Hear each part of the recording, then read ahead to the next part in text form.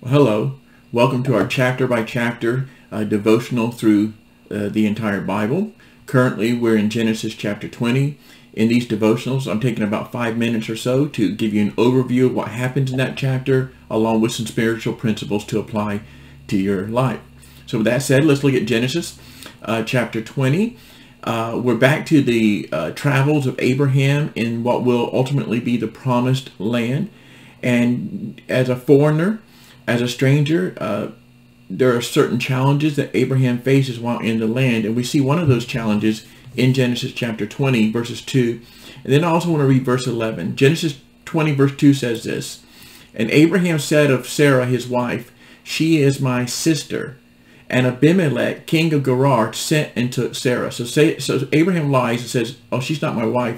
She's my sister." Well, why did Abraham do that and put Sarah in such a precarious position? Well, verse 11 tells us that Abraham did it for this reason. He explains himself later in verse 11. It says, "Abraham said, 'I did it, I lied, because I thought there is no fear of God at all in this place, and they will kill me because of my wife.'" So here Sarah lies under the instigation and the pressure put on her by her husband, Abraham, lies about her relationship with him in order to seemingly protect him, and it's all driven by fear.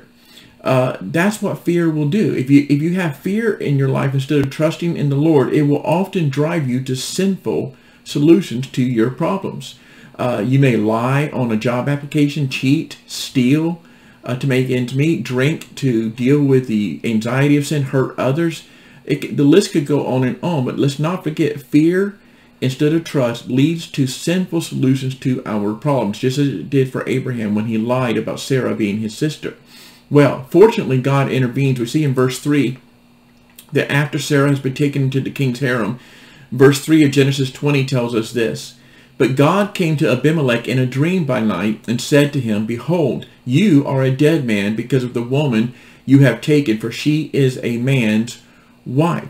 Now this comes across harsh because Abimelech did not know she was married to Abraham, but really it's an intervention by God to prevent Abimelech from sinning and to protect Abimelech and his family. See, God graciously intervenes, in this case by divine revelation, to prevent sin and also to protect the promises that Sarah will be the mother of the one who will ultimately inherit the Abrahamic covenant promises. But the main thing here to see is that God prevents Abimelech from sinning. He gives him the needed warning to prevent him from sinning. And that's what God does many times. God never entices us to sin.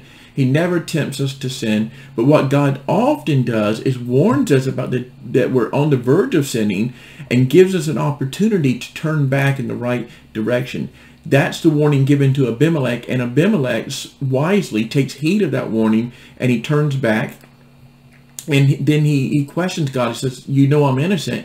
And in Genesis 20 verse 6, it says, "Then God said to him," to King Abimelech in a dream, "Yes, I know that you have done this in the integrity of your heart, and it was I who kept you from sinning against me. Therefore I did not let you touch her." So we see here that a man who Abraham feared actually was a righteous man.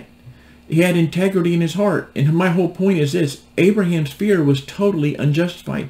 He feared that he would be attacked by a wicked king, but the reality was there was a very morally upright king who would not have attacked Abraham, but rather would have protected him. That's often the case with fear. It's almost always unjustified. It's almost always an illusion. And so it leads us to sin, and it wasn't even a real problem to begin with. Then later, in Genesis 20, verse 12, when Abraham is confronted with this sin, here's how he responds.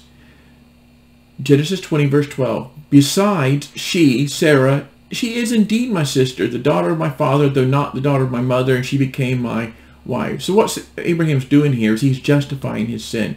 He's basically saying, "Hey, I didn't really lie to you when I said she's my sister." Well, technically she was his half-sister, but he lied because his intention was to deceive Abimelech and the people around him. And what Abraham is doing in Genesis 20 here is what people often do. He's spinning sin. He's not owning it. He's justifying it. Don't ever do that. That never works. If you sinned, just acknowledge it, confess it, and deal with it. Never spin it, never justify it, never minimize it like Abraham does here. And then at the end of this chapter, we see what happens to Abimelech and to Abraham. It says in Genesis 20, verse 14, then Abimelech took sheep and oxen and male servants and female servants, and he gave them to Abraham and returned Sarah, his wife, to him.